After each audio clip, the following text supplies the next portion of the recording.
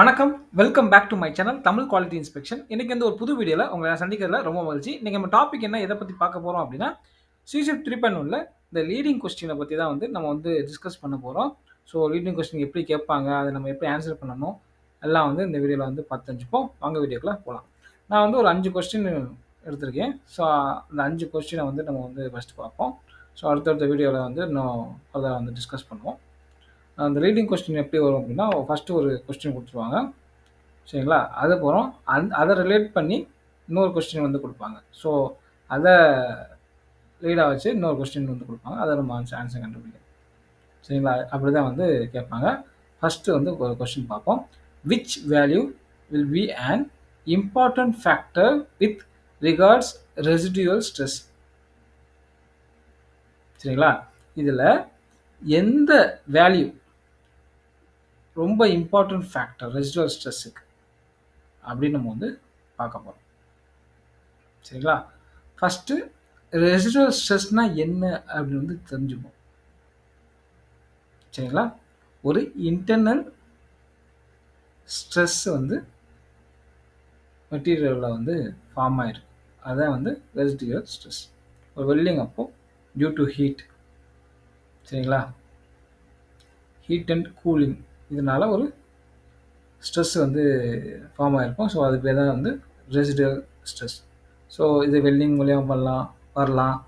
Bending மூலியமா வரலாம். Some process மூலியமா உங்களுக்கு வந்து ஒரு ஸ்ட்ரெஸ் வந்து உள்ள வந்து கிரியேட் ஆயிரும். புரிஞ்சா? ஸோ எந்த வேல்யூ வந்து இதுக்கு ரிலேட்டடா வரும் அப்படின்னு வந்து பார்க்க போறோம். ஃபர்ஸ்ட் வந்து ஹார்னஸ். ஹார்னஸ் எடுத்துக்கிட்டிங்கன்னா, உங்களுக்கு வந்து ஒரு மெட்டீரியலோட ஸ்ட்ரென்த்த நம்ம வந்து கண்டுபிடிப்போம். மெட்டீரியலோட ஸ்ட்ரென்த்த கண்டுபிடிப்போம். ஸோ அந்த வேல்யூ வந்து ரெசிடுவல் ஸ்ட்ரெஸ் அதுக்கு ரிலேட்டடா இருக்காது. சரிங்களா? நெக்ஸ்ட் பார்த்தீங்கன்னா, யீல்டு ஸ்ட்ரென்த். சரிங்களா? இந்த யீல்டு ஸ்ட்ரென்த்னா என்ன? ஒரு மெட்டீரியல் எவ்வளோ ஸ்ட்ரெஸ்ஸ வந்து ஹோல்டு பண்ணியிருக்கு. இன்டர்னல் ஸ்ட்ரெஸ்ஸ ஹோல்டு பண்ணியிருக்கு. டிஃபார்மேஷன் ஆகுறதுக்கு முன்னாடி. அதான் வந்து யீல்டு ஸ்ட்ரென்த். சரிங்களா? The stress at which the plastic deformation starts. புரிஞ்சா? ஸோ ரெசிடுவல் ஸ்ட்ரெஸ்ஸுக்கு ரிலேட்டடா இருக்கிறது வந்து யீல்டு ஸ்ட்ரென்த். சரிங்களா? அடுத்து 3வது கொஸ்டின் பார்த்தீங்கன்னா, UDS value ultimate tensile strength. So இந்த வேல்யூ வந்து ரெசிடுவல் ஸ்ட்ரெஸ்ஸுக்கு ரிலேட்டபுளா இருக்கா? இல்ல. இது வந்து ஒரு மெட்டீரியலோட ஸ்ட்ரென்த்தையும், டக்டிலிட்டியும் நம்ம வந்து செக் பண்ணக்கூடிய டெஸ்ட்டு.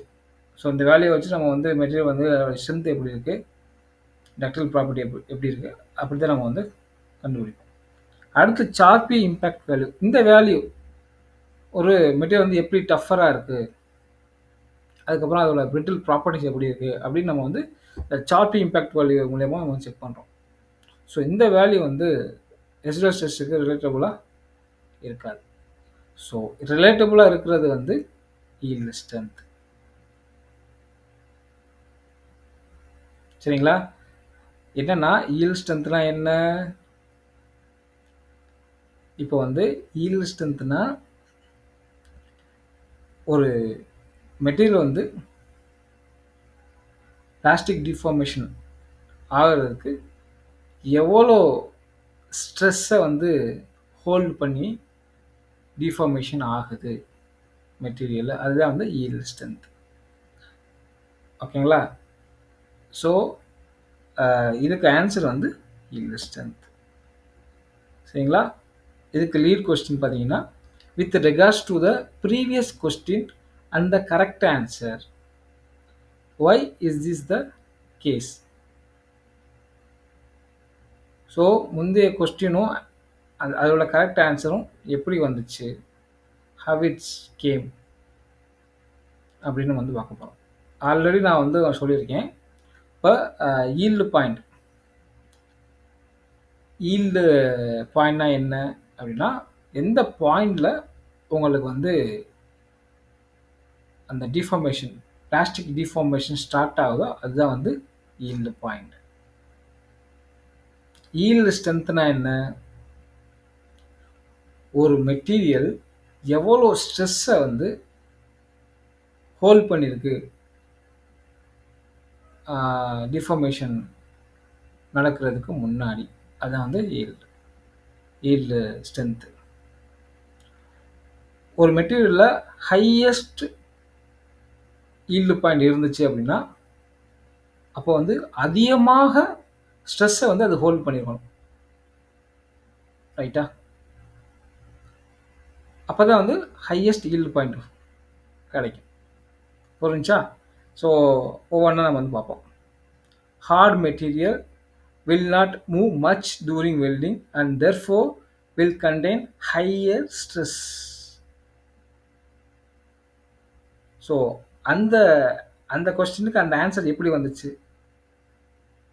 அப்படின்னு இதில் வந்து நம்ம செலக்ட் பண்ணணும், சரிங்களா? இப்போ வந்து ஈல்டு ஸ்ட்ரென்த்னா என்னன்னு தெரிஞ்சுக்கிட்டோம். ஸோ ஃபஸ்ட்டு ஆப்ஷன் வந்து இல்லை.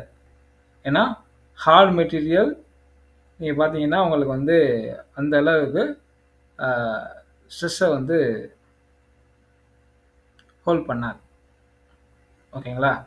அதுக்கப்புறம் செகண்ட் ஆப்ஷன் பார்த்தீங்கன்னா higher the yield point of the material the higher the stress after the welding. So yield point வந்து அதிகமாக இருந்தால் தான் உங்களுக்கு வந்து அந்த ஸ்ட்ரெஸ்ஸும் அதிகமாக இருக்கும், சரிங்களா? இதுதான் வந்து கரெக்டான ஆப்ஷன்.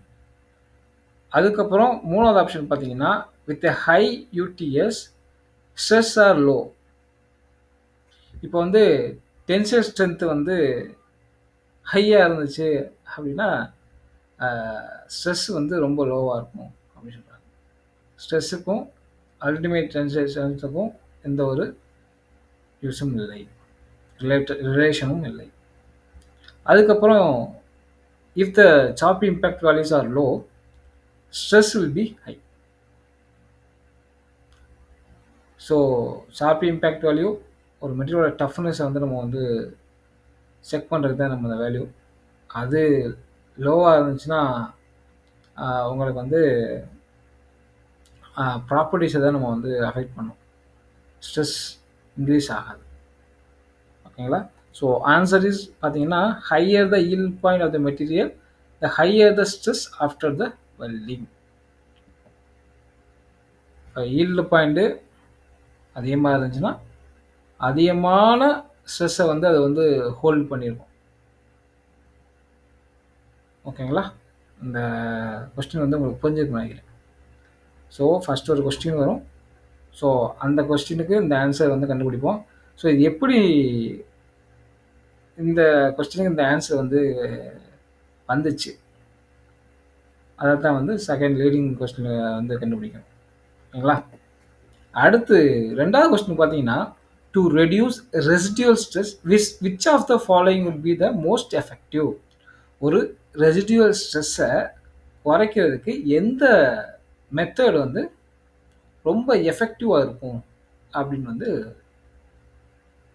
கேட்குறாங்க. ஃபஸ்ட்டு பார்த்தீங்கன்னா பீனிங். நீங்கள் பார்த்தீங்கன்னா எதுக்கு அப்படின்னா உங்களுக்கு வந்து இந்த கேஸ்ட் அயன்லாம் வெல்ட் பண்ணும்போது உங்களுக்கு வந்து அந்த டிஸ்டார்ஷன் வரும். ஸோ அந்த டிஸ்டார்ஷனை வந்து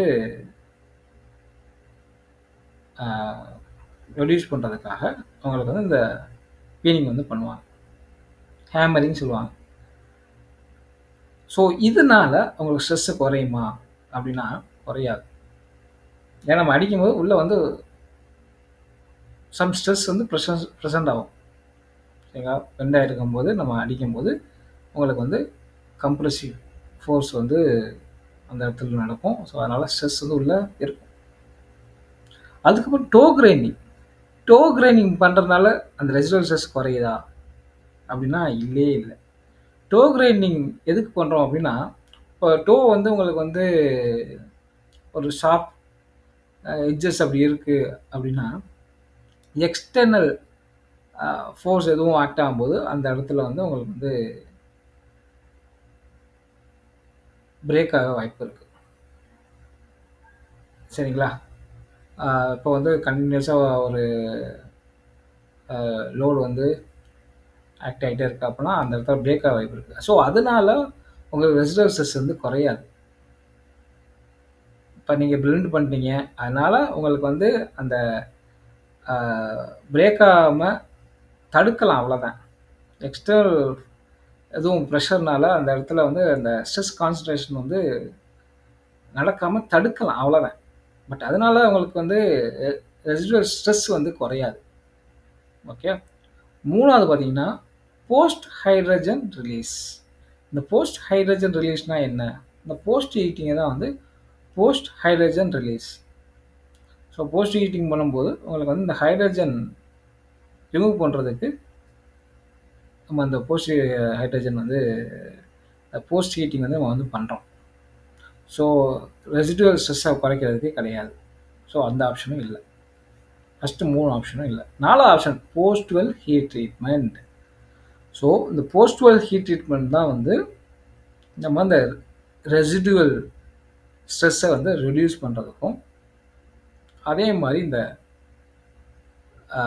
மைக்ரோ ஸ்ட்ரக்சரை வந்து ரீஅலைன் பண்ணுறதுக்கும், இந்த ஹெச்ஐசெட்டில் டியூ டு ஹீட்னால உங்களுக்கு வந்து மைக்ரோ ஸ்ட்ரக்சர் ஏரியா இருக்கும், அதை வந்து ரீஅலைன் பண்ணுறதுக்கும் நம்ம வந்து இந்த போஸ்ட்வெல் ஹீட் ட்ரீட்மெண்ட் வந்து ஃபாலோ பண்ணணும். ஓகேங்களா? ஆன்சர் வந்து டி.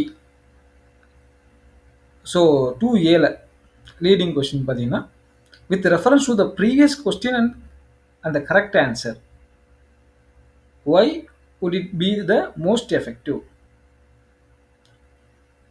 முந்தைய கொஸ்டினுக்கும் அந்த ஆன்சரும் ஏன் வந்து அந்த ஆன்சர் வந்து மோஸ்ட் எஃபெக்டிவ் அப்படின்னு வந்து இந்த கொஸ்டினில் நம்ம வந்து ஆன்சர் பண்ணணும். First,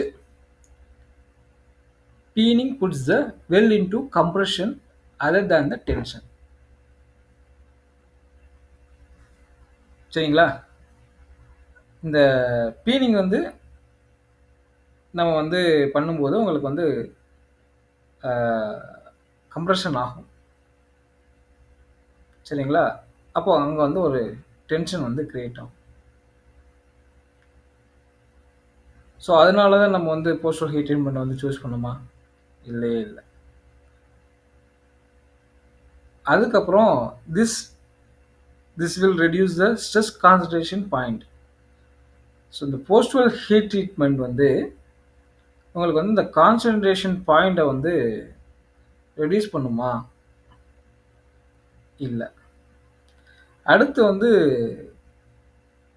this make the trapped hydrogen more mobile and therefore reduce the risk of HICC, hydrogen induced cold crack. So அதை ரெடியூஸ் பண்ணுமா அந்த போஸ்டுவல் ஹீட் ட்ரீட்மெண்ட் பண்ணோம்னா? இல்லை. ஸோ போஸ்டுவல் ஹீட் ட்ரீட்மெண்ட் பண்ணால் என்ன நடக்கும் அப்படின்னா, உங்களுக்கு வந்து ரெடியூஸ் த ஈல்டு பாயிண்ட்டை ரெடியூஸ் பண்ணும். ஸோ அப்படி ஈல்டு பாயிண்ட்டை ரெடியூஸ் பண்ணுச்சுன்னா உங்களுக்கு வந்து ஆட்டோமேட்டிக்காக உங்களுக்கு வந்து ஸ்ட்ரெஸ் வந்து ரெடியூஸ் ஆகும். ஓகேங்களா? அதுக்கப்புறம் இந்த மைக்ரோ ஸ்ட்ரக்சர்ஸ் அதை வந்து ரீஅலைன் பண்ணும். அதான் வந்து ரீஅலைன் த ஸ்லிப் பிளான்ஸ். அப்படிலாம் பண்ணும்போது உங்களுக்கு வந்து ஸ்ட்ரெஸ் வந்து ரெடியூஸ் ஆகும். ஸோ போஸ்டுவல் ஹீட் ட்ரீட்மெண்ட் பண்ணும்போது தான் வந்து உங்களுக்கு வந்து இந்த ஸ்ட்ரெஸ் வந்து ரெடியூஸ் ஆகும். இந்த போஸ்டுவல் ஹீட் ட்ரீட்மெண்ட் பார்த்தீங்கன்னா உங்களுக்கு வந்து ஈல்டு பாயிண்டை வந்து ரெடியூஸ் பண்ணும். அதுக்கப்புறம் ரீஅலைன் த ஸ்லிப் பிளான்ஸ். ஸோ அதனால தான் வந்து இந்த டி ஆப்ஷன் வந்து கரெக்ட். போஸ்டுவல் ஹீட் ட்ரீட்மெண்ட் வந்து உங்களுக்கு வந்து அந்த ரெசிடுவல் ஸ்ட்ரெஸ்ஸை வந்து ரெடியூஸ் பண்ணும். சரிங்களா? ஸோ அது எப்படி ரெடியூஸ் பண்ணணும்னா அந்த ஈல்டு பாயிண்ட்டை ரெடியூஸ் பண்ணுறதுனால. ஓகேங்களா? அப்புறம் மைக்ரோ ஸ்ட்ரக்சர் அதை ரீஅலைன் பண்ணுறதுனால. புரிஞ்சா? அடுத்து 3வது கொஸ்டின்.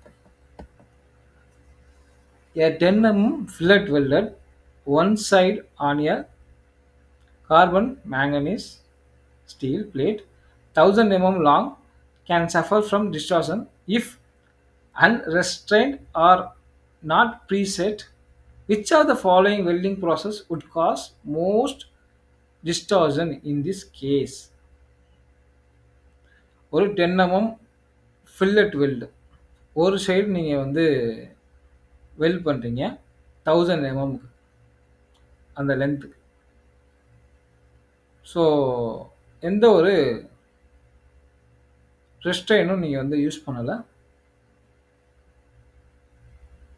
அப்போ வந்து எந்த வெல்டிங் ப்ராசஸில் ரொம்ப டிஸ்டார்ஷன் வந்து ஏற்படும் அப்படின்னு நம்ம வந்து கண்டுபிடிக்கணும். ஸோ ஃபஸ்ட்டு நார்மலாக வந்து ஆர்ஆர் அவுட் ஃபஸ்ட்டு போயிடணும். சரிங்களா? ஃபில்லட் வெல்டு எந்தெந்த ப்ராசஸில் எல்லாம் நம்ம வந்து பண்ண முடியும்னு ஃபஸ்ட்டு பார்க்கணும். எஸ்ஏடபிள்யூவில் ஃபில்லட் வெல்டு பண்ண முடியுமா?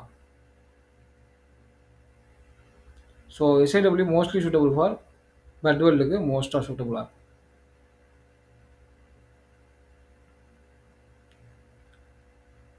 சரிங்களா?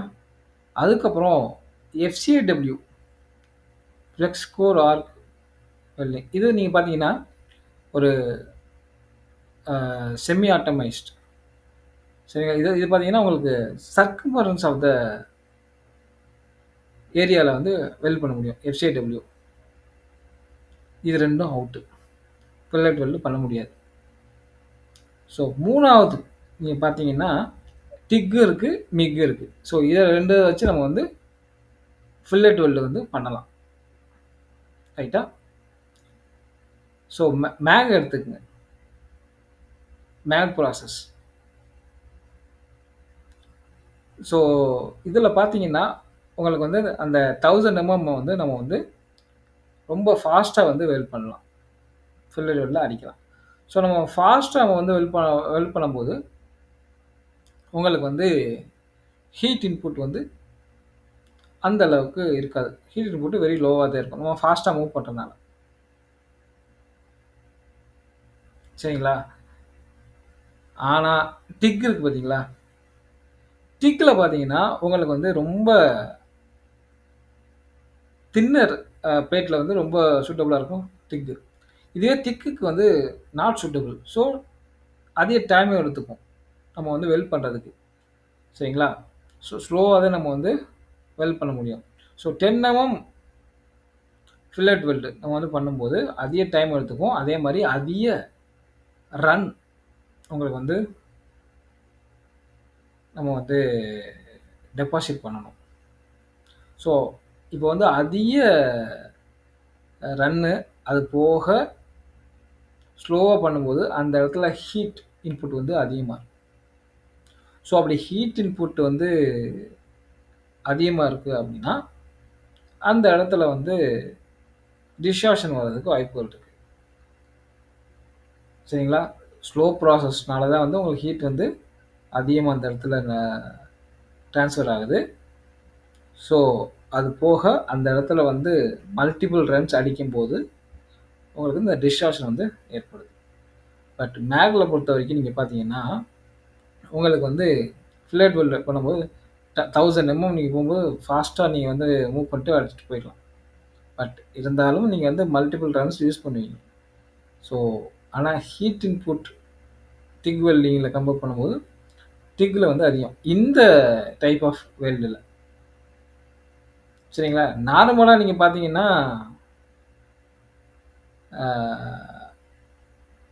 டிக்கில் வந்து லெஸ் ஹீட் இன்புட்டு உங்களுக்கு வந்து லெஸ் டிஸ்டார்ஷன் தான் பெட் வெல்டு இந்த மாதிரி வெல்ட் பண்ணும்போது. ஸோ இந்த மாதிரி கேஸில் தான் வந்து உங்களுக்கு வந்து டிக் வெல்டுனால தான் வந்து டிஸ்டார்ஷன் வந்து ஏற்படுது. ஆனால் கேஸை நீங்கள் பார்க்கணும். சரிங்களா? அதுக்கப்புறம் அதோட lead question 3A. With reference to the previous question and the correct answer, why is this the case? எதனால அந்த ஆன்சரை நீங்கள் வந்து சூஸ் பண்ணீங்க? அந்த கொஸ்டினுக்கு அந்த ஆன்சரை எப்படி சூஸ் பண்ணீங்க? எதனால சூஸ் பண்ணீங்க? ஏற்கனவே நான் சொல்லிட்டேன். ப்ராசஸ் ஸ்லோவா நம்ம வந்து பில்ட் பண்ணணும். அதுக்கப்புறம் மல்டிபிள் ரன்ஸ் நீங்க வந்து பண்ணணும். ஓகேங்களா? அப்படி பண்ணும்போது தான் வந்து அந்த உங்களுக்கு அந்த டிஸ்டார்ஷன் வந்து ஏற்படுது. ஸோ டிக்கில் வந்து நம்ம வந்து ஸ்லோவாக தான் நம்ம வந்து பில்ட் பண்ணுவோம். ஸோ மிக் மேக்கை கம்பேர் பண்ணும்போது ஃபாஸ்ட்டாக நம்ம வந்து வெல் பண்ணலாம். பட் டிக்கை வந்து கம்பேர் பண்ணும்போது ஸ்லோவாக தான் நம்ம வந்து வெல் பண்ணுவோம். ஸோ இவ்வளோ லென்த்து 1000 எம்எம்னா அதிக டைம் எடுத்துக்கும். ஸோ அதனால தான் வந்து உங்களுக்கு டிஸ்டார்ஷன் வந்து ஏற்படுது. So first option is right. 4வது கொஸ்டின் வந்து ரெசிடுவல் ஸ்ட்ரெஸ்னால என்ன விளைவுகள் மெட்டீரியலுக்கு அப்படின்னு வந்து பார்க்கணும். First option material yielding, material deform ஆகுமா ரெசிடுவல் ஸ்ட்ரெஸ்னால? ஆகாது. ஃபர்ஸ்ட் ஆப்ஷன் இல்லை. சரியா? Material not yielding. So residual ஸ்ட்ரெஸ்னால மெட்டீரியல் வந்து எந்த ஒரு மெட்டீரியலில் எந்த ஒரு டிஃபார்மேஷனும் ஆகாது. So second option almost residual ஸ்ட்ரெஸ்ஸுக்கு ரிலேட்டபுளாக இருக்குது. 3வது ஆப்ஷன் பார்ப்போம். ஸோ ரெசிடுவல் ஸ்ட்ரெஸ் அதனால டஃப்னஸில் எதுவும் உங்களுக்கு வந்து மாற்றங்கள் ஏற்படுமா அப்படின்னு பார்க்கணும். ஸோ ரெசிடுவல் ஸ்ட்ரெஸ்ஸுக்கும் டஃப்னஸுக்கும் எந்த ஒரு ரிலேஷனுமே இல்லை. ஸோ தேர்ட் ஆப்ஷன் இல்லை. Fourth option material hardness. Material ஹார்ட்னஸ்க்கும் ரெசிடுவல் ஸ்ட்ரெஸ்ஸுக்கும் எந்த ஒரு ரிலேஷனும் கிடையாது. ஸோ ரெசிடுவல் ஸ்ட்ரெஸ் இருந்துச்சுன்னா மெட்டீரியல் டிஃபார்மேஷன் ஆகாது. So option B is the right. So material not yielding. சரியா?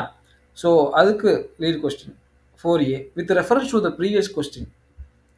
ப்ரீவியஸ் கொஸ்டினோட ரெஃபரன்ஸை வச்சு which of the option leads to distortion. இப்போ வந்து டிஸ்டார்ஷன் எப்படி ஆகும்? First option material yielding. Material வந்து டிஃபார்மேஷன் ஆகுது. ஸோ டிஃபார்மேஷன் தான் வந்து டிஸ்டார்ஷனுக்கு வர்றதுக்கு வழிவகுக்குது. So option A is the right. So remaining option எல்லாமே வந்து உங்களுக்கு வந்து டிஃபார்மேஷன் வந்து கமெண்ட்ஸ் பண்ணாது. சரிங்களா? ஸோ மெட்டீரியல் டிஃபார்ம் ஆச்சுன்னா தான் உங்களுக்கு டிஸ்டார்ஷன் வந்து இருக்கும். ஓகேவா? ரிமைனிங் எல்லாம் எதுவுமே வந்து கமெண்ட்ஸ் பண்ணாது. Okay, option A is the right. So fifth question பார்த்தீங்கன்னா ஸ்ட்ரா டெஸ்ட்னா என்ன? Short transverse reduction area. So அந்த டெஸ்ட் எதுக்கு கண்டுபிடிப்போம்? மெட்டீரியலோட டக்டிலிட்டி, அதுக்கப்புறம் எலாங்கேஷன், மெட்டீரியலோட எலாங்கேஷன், இதை வந்து செக் பண்ணுறதுக்கு தான் வந்து இந்த ஸ்டார் டெஸ்ட் வந்து பண்ணுவோம். ஸோ எந்த ஆப்ஷன் அப்படின்னு வந்து ஈஸியாக வந்து நீங்கள் சூஸ் பண்ணிக்கோ. So can give an indication of the material elongation and ductility. So option A தான் வந்து கரெக்டு. ஸோ செகண்ட் ஆப்ஷன் பார்ப்போம். Is use to measure the material ultimate tensile strength. கிடையவே கிடையாது. அதுக்கப்புறம் is a measure of material proof stress. இதுவும் கிடையாது. இது எல்லாமே வந்து உங்களுக்கு வந்து டென்சைல் டெஸ்ட்டில் தான் வரும். சரிங்களா? ரெண்டாவது வந்து shows material compressive and tensile properties. இதுவும் இல்லை. ஸோ உங்களுக்கு வந்து ஆப்ஷன் 3மே பிசிடி இல்லை. சரிங்களா? ஏ தான் வந்து கரெக்டான ஆப்ஷன். ஸ்டார் டெஸ்ட் வந்து மெட்டீரியலோட டக்டிலிட்டியும் எலாங்கேஷனையும் செக் பண்ணுறதுக்கு தான் வந்து இந்த ஸ்டார் டெஸ்ட் வந்து பண்ணுறோம். ஸோ எதுக்கு வந்து இந்த ஸ்டார் டெஸ்ட் வந்து கண்டக்ட் பண்ணுறோம்? சரிங்களா? அதான் வந்து லீட் கொஸ்டினாக வந்து கேட்டிருக்காங்க, சப்போர்ட்டிவ் கொஸ்டினா. ஸோ ஃபர்ஸ்ட் வந்து to assess the likelihood of the lamellar tearing. Lamellar tearing வர்றதுக்கு சான்சஸ் இருக்கா அப்படின்னு நம்ம வந்து பார்க்குறதுக்கு தான் வந்து இந்த ஸ்டார் டெஸ்ட் வந்து பண்ணுறோமா அப்படின்னு கேட்டிருக்காங்க. ஆக்சுவலாக short reduction area. So lamellar tearing வந்து due to ductility. So ductility கம்மியாக இருந்துச்சுன்னா இந்த லேம்லர் டியரிங் வர்றதுக்கு வாய்ப்புகள் இருக்குது. ஸோ நம்ம ஸ்டார் டெஸ்ட் மூலயமா நம்ம வந்து என்ன பண்ணுறோம்? டக்டிலிட்டியை நம்ம வந்து செக் பண்ணுறோம். So option A is the right. சரியா? இப்போ லேம்லாட்டிங் வருமா அப்படின்னு நம்ம வந்து இந்த ஸ்டார் டெஸ்ட் வச்சு நம்ம வந்து கண்டுபிடிச்சிடலாம். டக்டிலிட்டி உங்களுக்கு வந்து கம்மியாக இருக்குது அப்படின்னா உங்களுக்கு வர்றதுக்கு வாய்ப்பு இருக்குது. ஸோ 2வது 3வது 4வது ஆப்ஷன் இதெல்லாம் நீங்கள் பார்த்தீங்கன்னா உங்களுக்கு ஹைட்ரஜன் இன்டியூஸ்ட் கோல்டு கிராக் இதை வச்சு நம்ம வந்து வருமானம் எப்படி நம்ம வந்து பார்க்க முடியாது. அதே மாதிரி சால்டிஃபிகேஷன் கிராக், வெல்டு டிகே இதையெல்லாம் நம்ம வந்து பார்க்க முடியாது. லேம்லா டியரிங் மட்டும்தான் வந்து டக்டிலிட்டியை ரிலேட் பண்ணி நம்ம வந்து வரக்கூடிய டிஃபெக்ட்ஸ். ஓகேங்களா? ஸோ அதனால் option A is right. I think இந்த வீடியோ உங்களுக்கு பிடிச்சிருக்கேன். பிடிச்சிருந்தா லைக் பண்ணுங்கள், ஷேர் பண்ணுங்கள், கமெண்ட் பண்ணுங்கள். அடுத்த ஒரு நல்ல டாப்பிக்கில் வந்து உங்களை வந்து சந்திக்கிறேன். Until bye bye, take care, see you.